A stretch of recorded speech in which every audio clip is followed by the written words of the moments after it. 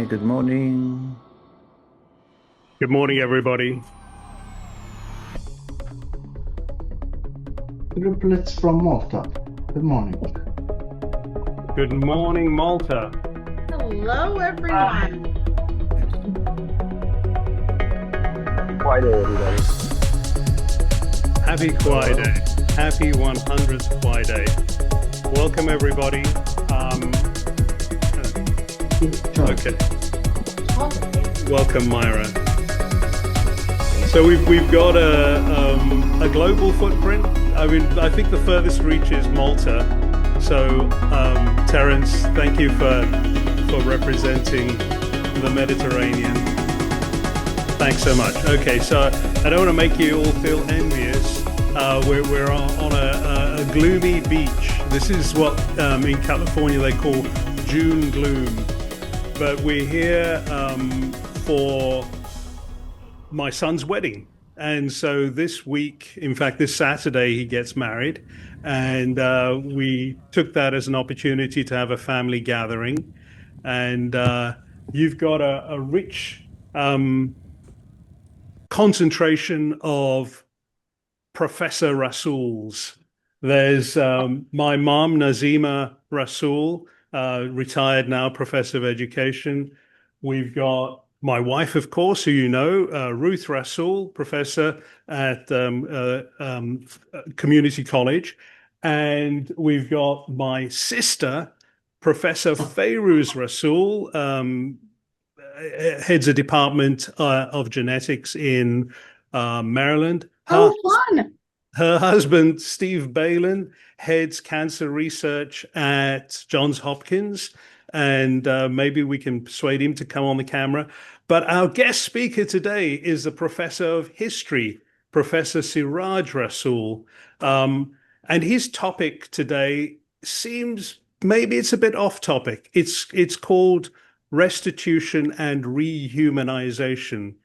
And I thought that on the 100th KwaaiDay call, it gives us an opportunity to step back and reflect on our initial mission statement, which was the democratizing of AI. And how can we make this artificial intelligence more real? How can we make it more human or more humane? And so it's our responsibility to put the human in the middle and find ways to make AI more humane. We're at that 100th KwaaiDay meeting. We're approaching our second anniversary. Let me introduce our guest speaker, Professor Ciraj Rasool. Good morning, people. Good morning, colleagues. It's so good to be with you.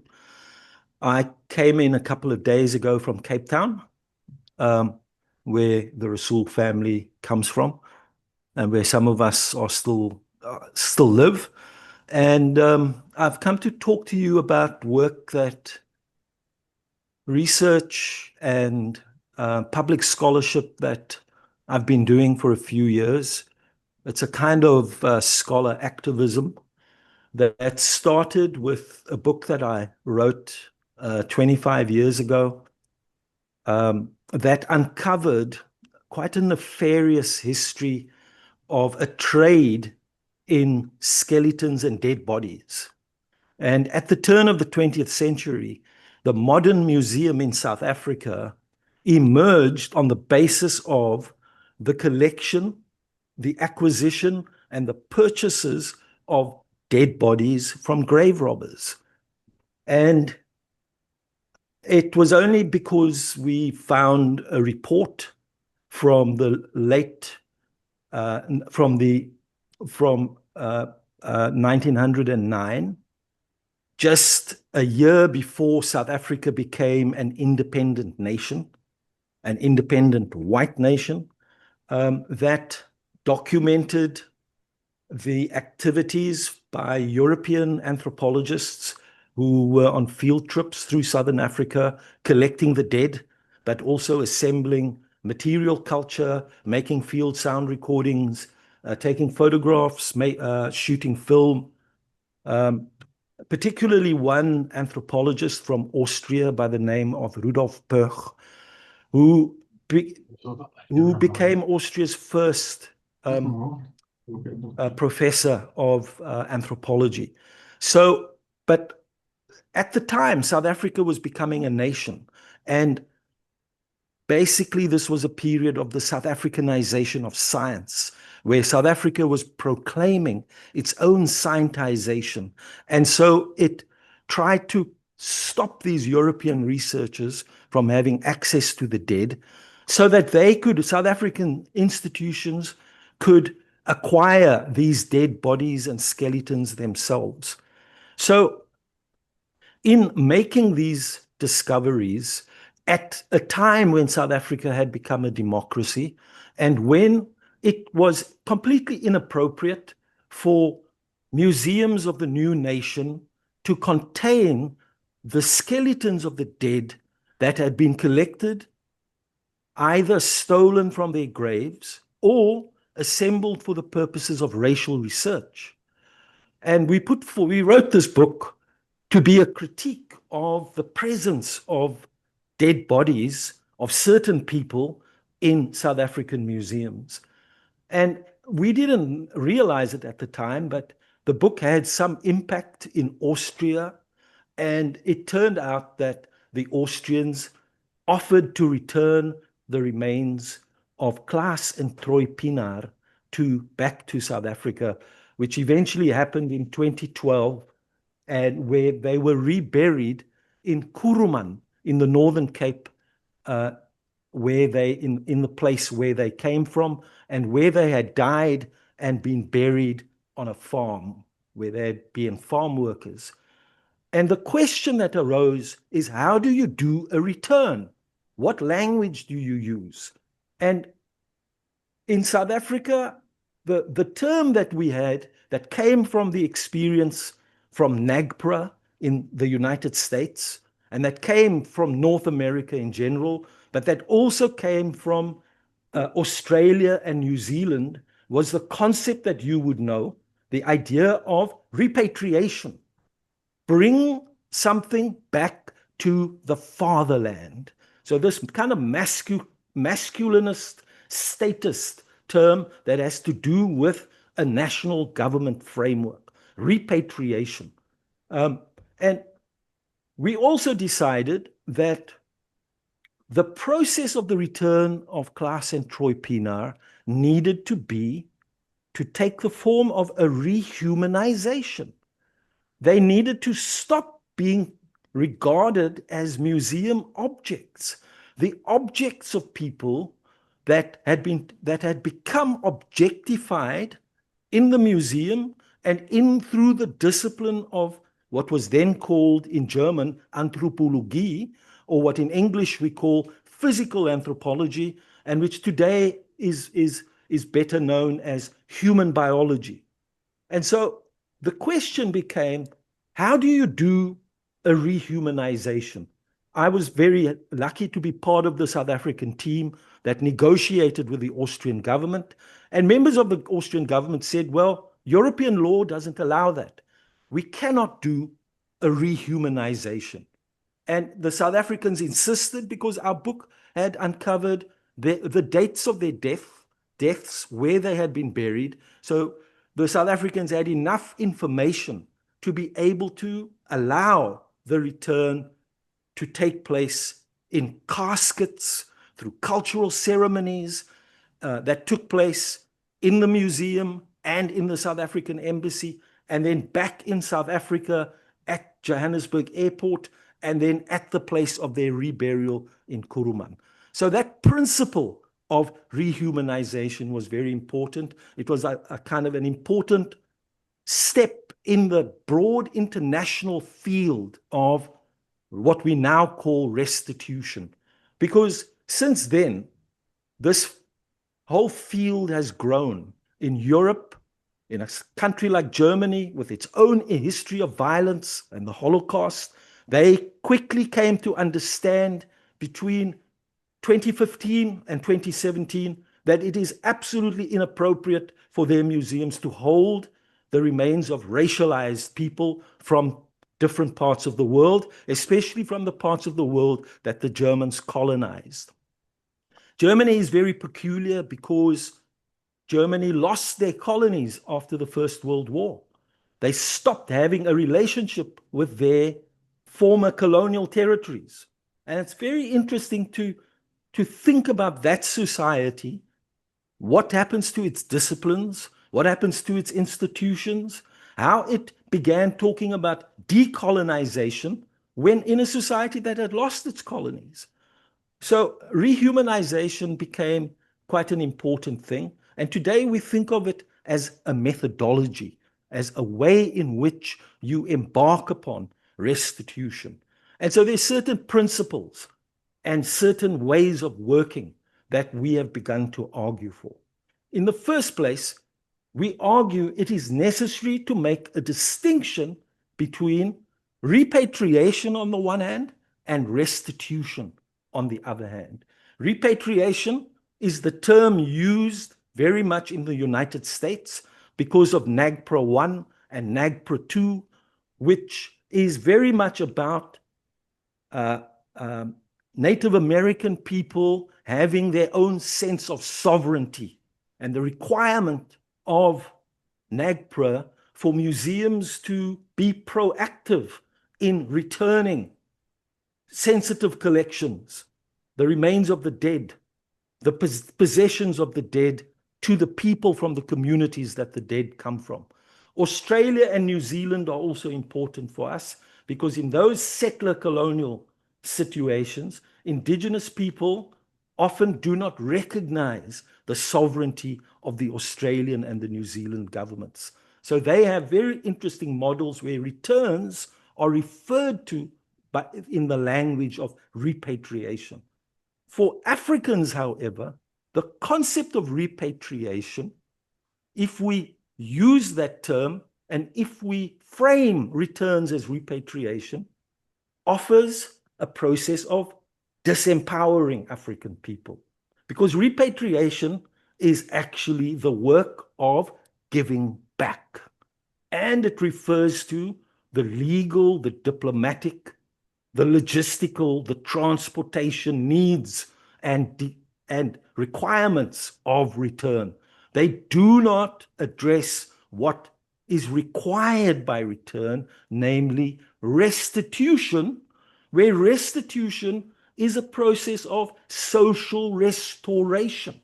And we are now dealing with one of the unfinished items of the decolonization of African societies, of what independence really should mean, what it should mean to be a dignified human being in a dignified society, in a society that wants to be free and wants to express its freedom from colonialism. Now, the Rassools come from a society that not only had multiple colonialisms, Dutch, British, and internal colonialism that was called as colonialism of a special type, but we also had apartheid. We had a kind of colonialism of white people over black people. We had a kind of we had an apartheid regime that exercised violence over the people. And so the question of social recovery in the aftermaths of violence, in the aftermaths of colonialism, has been very important. So this idea of what is the place of the dead body in the restoration of people and a society and its humanity. What is the place of the dead body? And all societies reckon through their relationship with the dead as one of the ways in which we imagine ourselves in our societies. We establish a relationship with the dead, and those dead are usually the dead of violence, the dead of the First World War, the dead of the Civil War, the dead of different wars. And in South Africa, we have to take care of the dead of the anti-apartheid, the bodies of the anti-apartheid fighters, but also the dead of the earlier violences of colonialism. and to settle those questions, which of course never brings a final endpoint, but it opens up a way of addressing the past, a way of asking questions about the past. And this idea of rehumanization in a society where people were dehumanized, where people were rendered into non-human, where people were thought of as objects in a museum, is so important in the process of social restoration.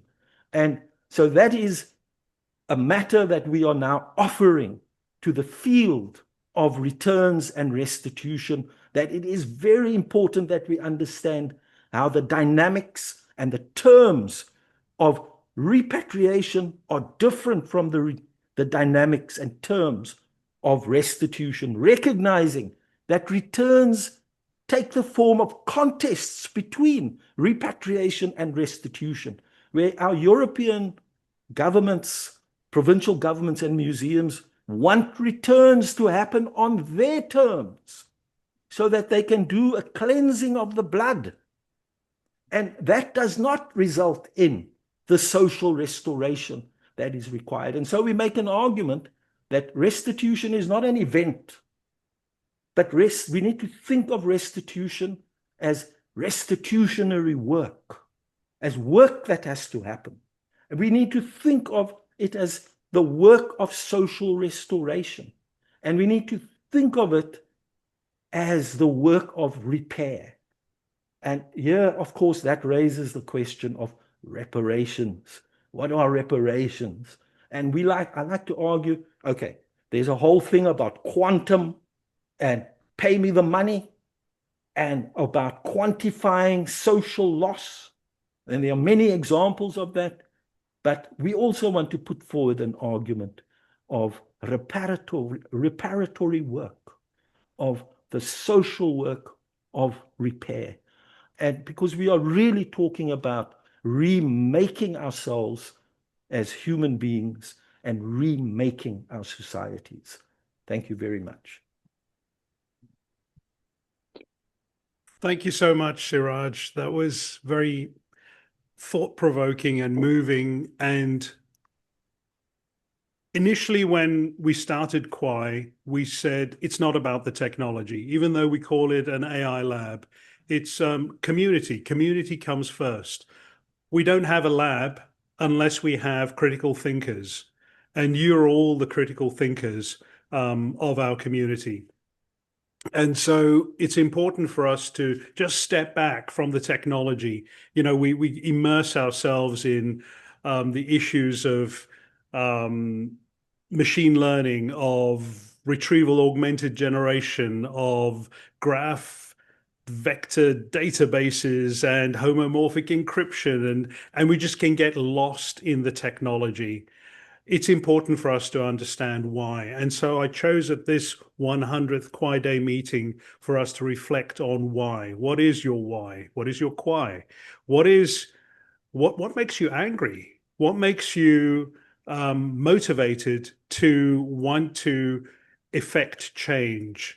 And that is an important theme. And thank you so much, Ciraj, for helping us reflect on that. You mentioned right at the end the word reparations. I heard, and whenever the term reparations come up, you know, it's a very complex topic. No, we can't do that. I heard that the British government recently, and when I say recently, maybe in the last 4 or 5 years, finished paying their reparations for slavery. Did they? I don't recall that. Well, the announcement came that they'd paid all the slave owners and the families and the estates of slave owners when they abolished slavery. And the British government paid that money out to the slave owners. Okay, so it can be done. But you're absolutely right. It's not monetary. It's not a monetary payout. It is work. It's ongoing work that needs to be done. And we need to thread this back to the work that we're doing at Kwai. when we think about the theft of your data, the theft of your wisdom and your knowledge, and you were told, hey, this is worthless, don't worry. You were told that by the big platform operators, just hand over your data and they make the billions of dollars. They monetize your data. So an entire generation has grown up and has had their personal information colonized and aggregated and is held in the repositories of maybe a half a dozen platforms, the oligarchs of our era. We at Kwai are setting about figuring out how you get to repatriate your data, how you get to decolonize your data, and what Steve Vitka calls the unified feed, bringing back your data from those platforms. And now you have the data. What can you do with it? Well, you can have a conversation with your own data. You can, as Doc Searle said, it's way more valuable to you than it is to them. What are they doing with your data? They're creating models in order to spam you with. Let me just switch off my phone there. They're creating models to spam you with ads for things they hope you might want to buy. Well, we might want to change that whole dynamic. Okay, so look, we're open for questions, and it'd be great, and maybe Maira, you'd moderate and get some questions maybe for the next 10 or so minutes, and then we can move on with the rest of the program. Thank you so much.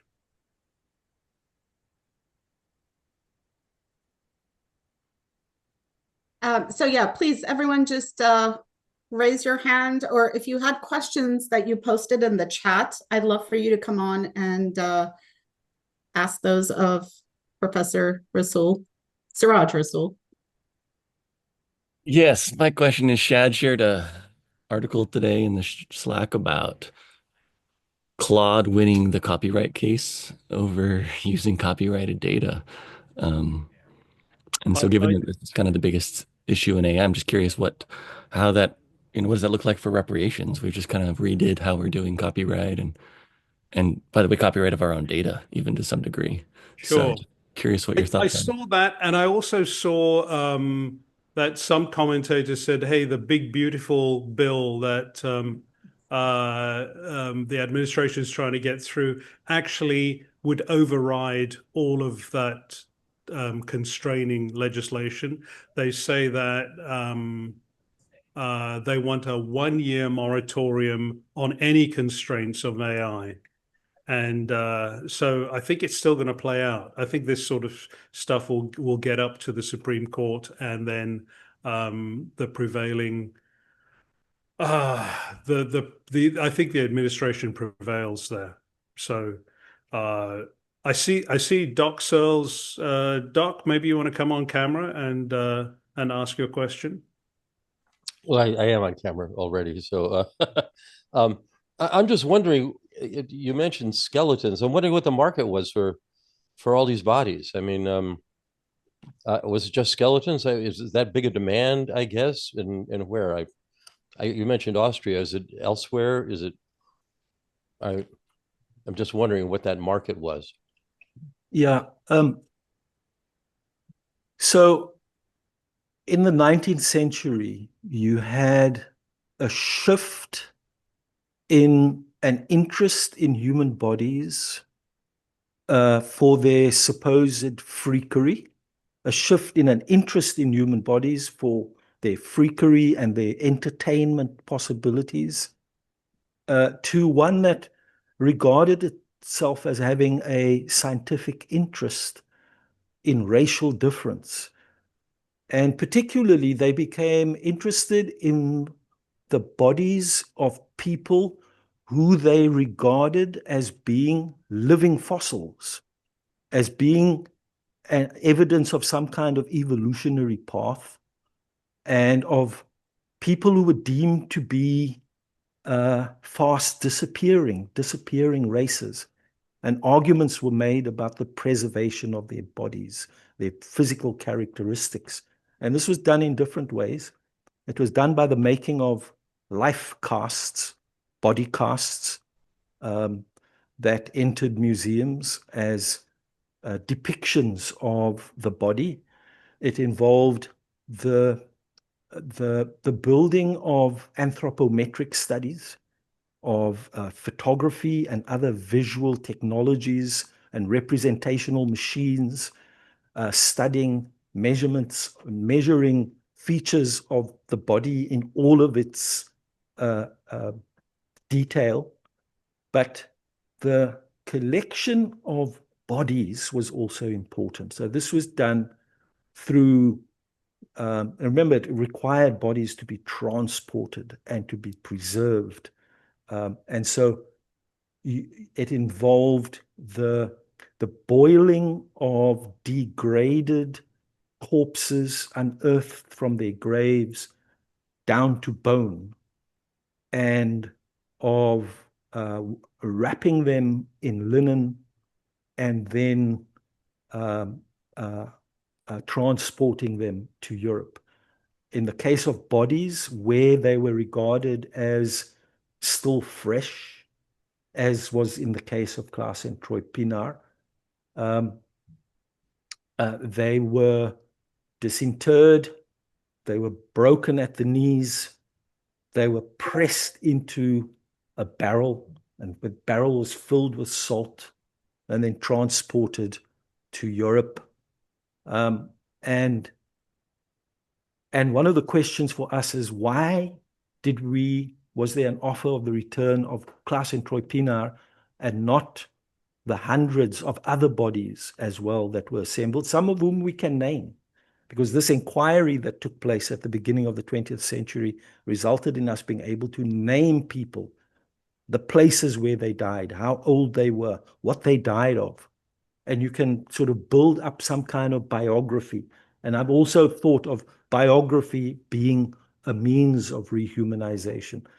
But in a recent case that I've been trying to help with, it very difficult, in Groningen, in Nederland, in the Netherlands, where we found the skull of a South African woman, Khoi origin, from a place that we in Cape Town know today as Gordons Bay. And it's very close to the part in the Cape where the Rassools come from, which is a place called Somerset West, which was a mission station. Our ancestors were kind of missionized Khoi people who were Christianized, but we are able to trace the remains of this woman to the late 18th century, which means we will be able to backdate the origins of this racial scientific endeavor back to the late 18th century and not to the early 19th century, as we have thought hitherto with the remains of Sarah Baartman, who went through the transition from freakery to science in the collections of the Musée de l'Homme in Paris. But not only do we have this woman's skull in their collection, we also have her ears. And they were actually put on display in 2020, which is just, quite bizarre. And so there was a special interest in heads, because there's an earlier discipline that predates physical anthropology called phrenology, which is about the study of the features of the face for the purposes of being able to read character, being able to predict criminality and that kind of thing, and was used for racial study. So, and different institutions have had different histories of collecting and storage, separating skulls from skeletons, and sometimes they are whole. So some of our German colleagues have taken the idea of rehumanization, and they talk about repersonalization as well, because often you have a separation of the skeleton, of the skull going to one museum in one city and the skeleton being in another museum in another city. And you have to reunite the whole skeleton in a quest for wholeness. And now, as we know, the idea of the quest for wholeness is very important in this endeavor. And in South Africa, we've been doing the work of the return of the mutilated, murdered, young or older anti-apartheid fighters through the Missing Persons Task Team, one of the best outcome of our Truth and Reconciliation Commission's work, where sometimes they've only been able to find a fragment of a body that was, say, exploded, or one item of the body. And those items, those fragmented pieces of the person would be placed in a coffin, because the coffin represented wholeness. The coffin represented a humanity. And in some cases in South Africa, we have not been able to retrieve any part of a body from a grave or from a site of a killing. And what we have there is what our colleagues refer to as spiritual restitution. So where you have a coffin, but it's an empty coffin, very much like reminding us of the tomb of the unknown soldier, or the memorial form of the empty coffin. And here we also need to think of what the purpose of this is, of reburial, of cultural ceremonies. It's not just a physical, logistical act. It is a real act of rehumanization. Okay, so I think we got time for, let's see, we're 36 minutes into the hour. We've got time for maybe one or two more questions. Rama? Hi, thanks, Myra. Thanks, Professor Rasool. You know, this is a very interesting topic, and it's close to heart in many ways.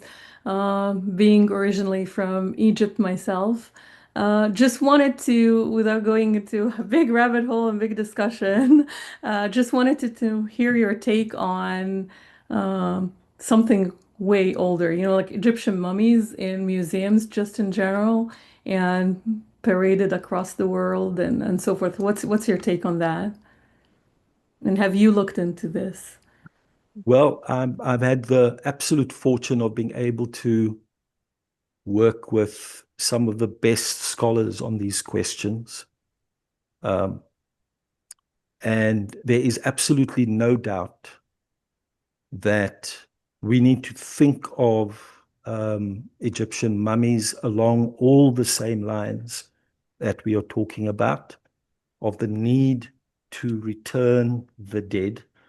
But what we have with Egypt is a very interesting disciplinary history of the invention of Egyptology as the means of colonizing Egypt through disciplines, and of in Germany of placing Egypt into the domain of Orientalische Kunde, of Oriental studies, of lifting Egypt and other parts of North Africa out of the African continent and regarding it as part of the Orient and ultimately part of Asia, that they are regarded as Asian people. But where the Egyptologists also made a case in Britain and in Germany for regarding the dead in Egypt as being the dead of people of European origin, that these monumental structures could only have been made by European descendants and so forth. And so this idea of rethinking Egypt as part of Africa, as Egyptians, as African people, is very important to us, not just through the prism of Black studies or something like that, but it's not a racial claim, but it is a political claim that has to do with recognizing the sovereignty of the African continent. And it's no accident why in English, what we talk of this carving up of the world into different spheres, the Middle East, which the Germans call the Near East, the East that is near to us. And we really need to think hard about what we do. There's some beautiful books on mummies and really thinking critically of the so-called mummy as stolen dead bodies, and of a process of kind of decolonizing the disciplines that of the knowability of Egypt and its people. Thank you very much for that great question. Great. Okay. Any more? Thanks so much. Definitely Egypt is an example in, you can just go through the British Museum and see all of the artifacts there. I mean, these museums, it might not be in the American context, but in the European context, these museums were shop fronts, showcases for their own local population to say, this is how great your empire is. This is how great your nation is. We have gone and we have sampled all the curios, all the curiosities from the far-flung reaches of the world, and put them on display here for you. So I like the question by Sama, but I would like to learn more about the colonization of Egyptians like that. So when I read it in the history that Egyptians were once Black people, but I don't know, I want to learn maybe before or during colonization, maybe the Black people were meant to be extinct, to go extinct in Egypt. And then why most of them, all of them are white people now. This is a question that often comes up, that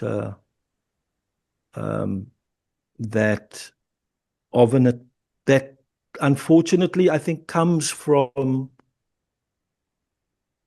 a way of carving out the African continent into different racial zones. The place of the Bantu, the place of the Negro, the place of the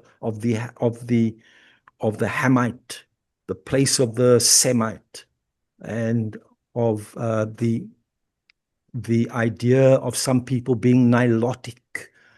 If you go to like Kenya, Tanzania, people, because of the way colonization worked, societies are divided into races and tribes. And the anthropologists would have regarded people as being of different racial types. Now, there is, of course, a long history of, in Egypt, of lighter skinned people and darker skinned people. There's the idea of the Nubian, the Nubi, people of Nubian origin, who are regarded as kind of darker skinned Arabic speakers. But I think to think like this is to misunderstand who Africans are. Africans are not racial people. Africans are political people. The idea of being an African is a political identity. And whether those Egyptians were lighter skinned or darker skinned doesn't make them less African. And we must not accept a European older scholarship that tried to find a sense of European origin in the antiquities and the grand civilizational narratives of Greece, Rome, and Egypt. This idea of, but of course, there are many Egyptians who don't like this idea of being thought of as African. And there are the Egyptians who want to have a sense of being part of the narrative of Europe and the civilizational narratives of the world. And, so I'm not making the argument from the point of view of an argument that wants to insist that Egyptians were black people, and look at the carvings, look at the sculptures, look at the shape of the face, look at the features of faces and so forth. And I think that's a very dangerous kind of direction to take. And you travel through North Africa, you go to Morocco, you go to Algeria, you go to these societies, Tunisia. People might have lighter skins and so forth, but they're not Arab people. They are African people. They are Berbers. They speak African languages. And you see that very beautifully if you travel through a place like Mali, where you go from Bamako to Timbuktu, and you see the variety of Africanness. And so this idea of accepting the Africanness of North African people, I think, is very important. I would like to just speak about broadly where we're going. Look, I'm out until the 7th of July. We're coming up to our second anniversary, which will be the 14th of July. And we announced last week a big membership reset. We'll tell you more about that, the details of what that means. We've implemented a new membership agreement and so on.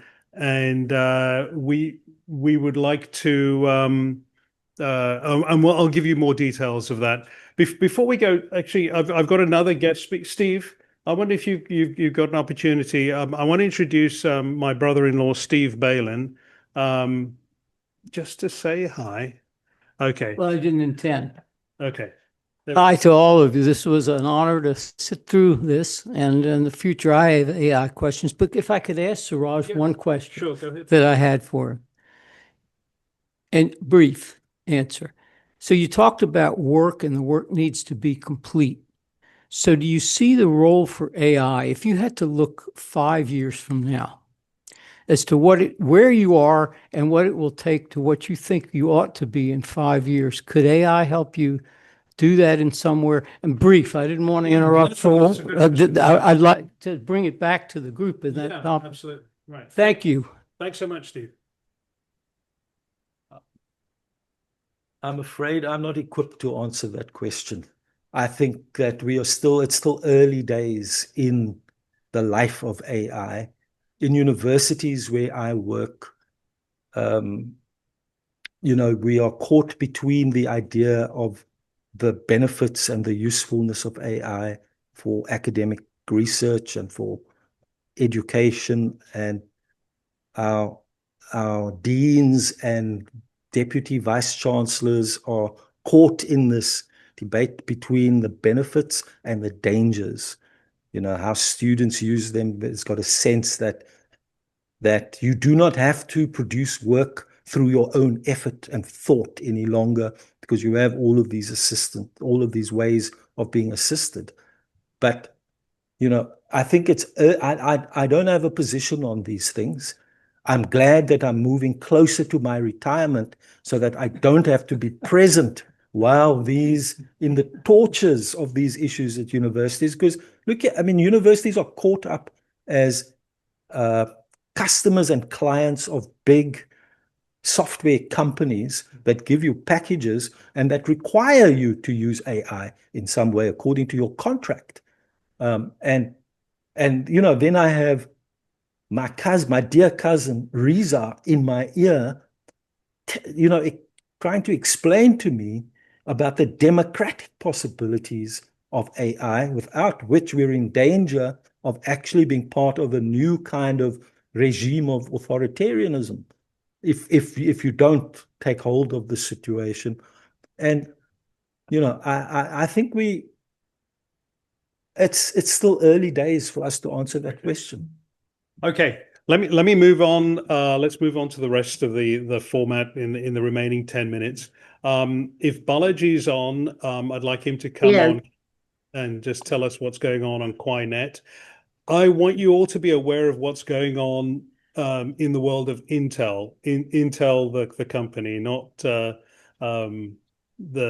three-letter agencies.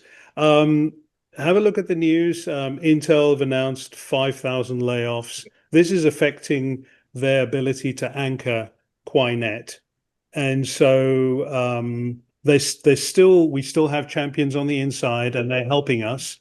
But it will inevitably impact our ability to anchor the network. So we had a phone call with Intel. They said, bear with us.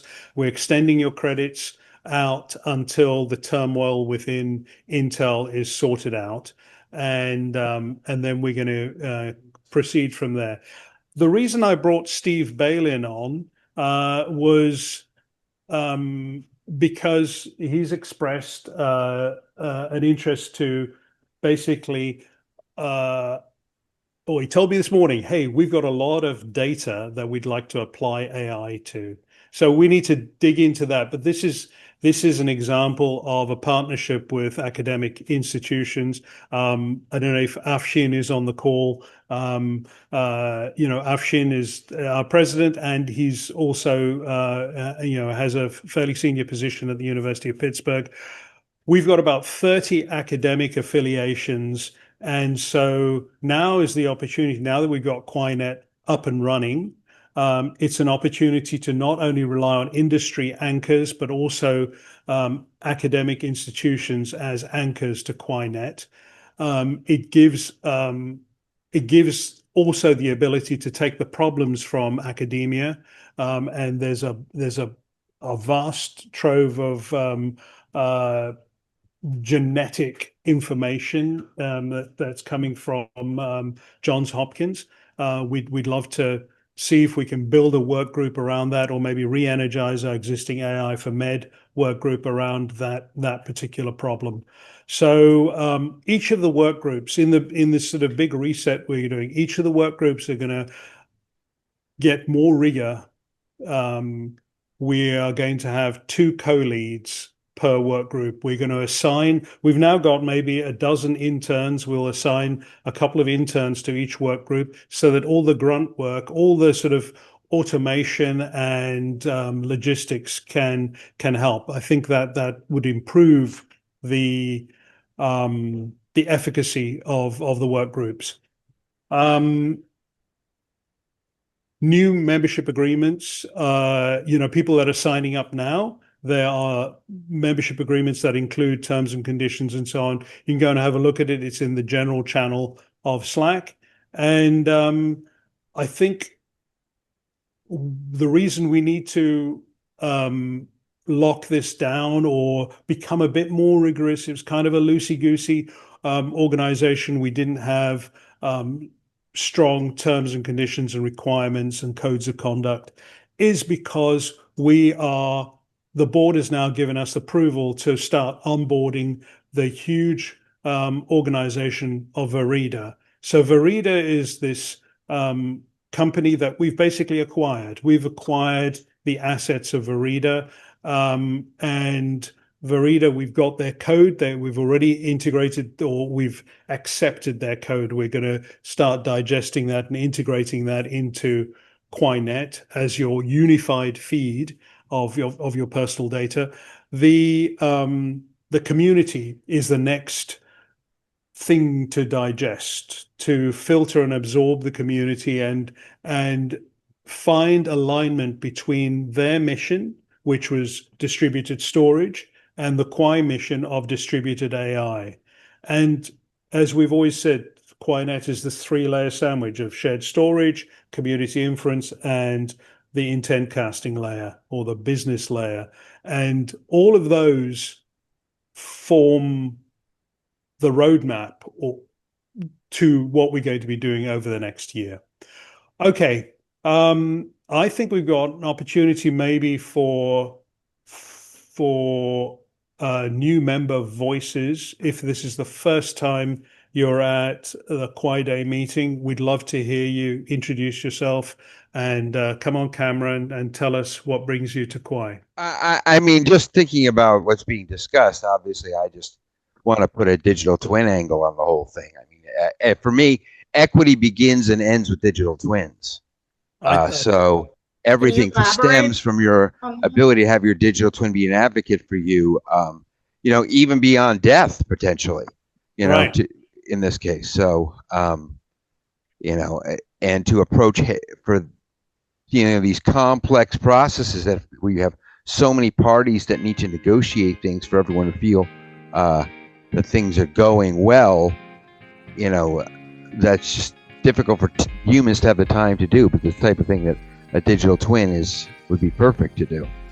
When I read your negotiate ceremony, when I read your unified feed paper, I thought of it in terms of decolonizing your digital twin. Your personal data is scattered amongst several different platforms. As Doc said, you know, that data is more valuable to us than it is to them. And so it's a process of decolonization, of bringing it home. Right. We're reclaiming the term digital twin, which has always meant previously a pool of data gathered against our will that's held by someone else, and repatriating all that data to ourselves and making it a personally owned digital twin. Well, it was a bit tortured, but I think we've threaded that needle, and we've found well, look, people are arriving now, so great. So as you recall, we had a board meeting a couple of weeks ago, a week ago. Seems such a long time. And the findings of the board meeting, well, all the propositions that were put in front of the board were approved. The propositions included the membership reset. It included the adoption of the memorandum of understanding for the acquisition of Verida.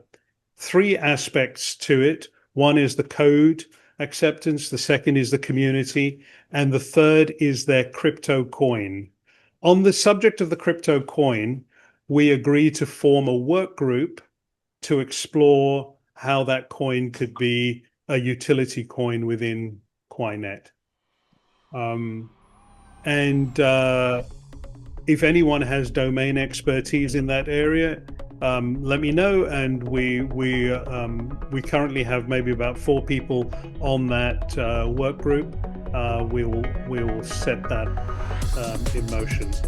I think that is good. Look, we're 3 minutes over.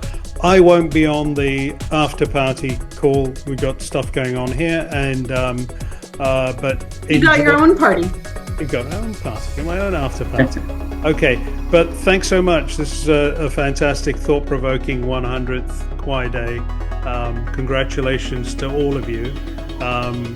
You know, with the big beautiful bill where they say that, you know, moratorium on constraining AI tells us that we can't rely on government to protect us from the excesses of big business. There's no cavalry coming. You are the cavalry. Thank you very much. Thanks, everyone.